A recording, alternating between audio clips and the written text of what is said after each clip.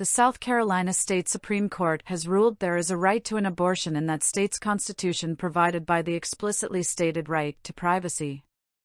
Concurrently, the court overturned a ban on abortion in the state after roughly 6 weeks of pregnancy, the point when fetal cardiac activity is generally first detected.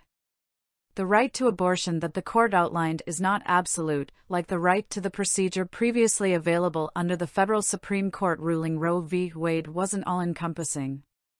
Additionally specific, legal contours of the right as established in South Carolina remain to be set, and South Carolina GOP legislators could attempt to enact something less restrictive than the 6-week ban but more restrictive than what Roe allowed. However, the New York Times identified the South Carolina court's decision as the first final ruling by a court of its position in a state judiciary since federal justices overturned Roe, marking what remains a win. The majority concluded the decision to terminate a pregnancy rests upon the utmost personal and private considerations imaginable. The law the South Carolina State Supreme Court overturned was passed in 2021, before the federal judges overturned Roe. It included exceptions for cases involving rape, incest, or threats to the life of the pregnant person, but these provisions aren't necessarily models of compassion. Forcing those already traumatized to in some way document the details of their assault before obtaining what was previously a broadly available medical procedure could be psychologically damaging. In situations involving health complications, how far is too far?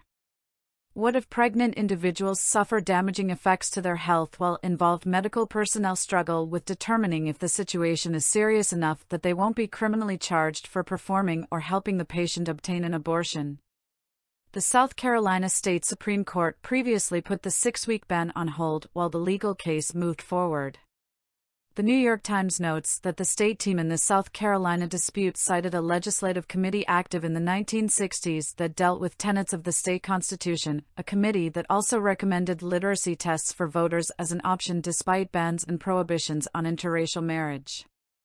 The state Supreme Court justices were also broadly concerned about the length of time that had passed.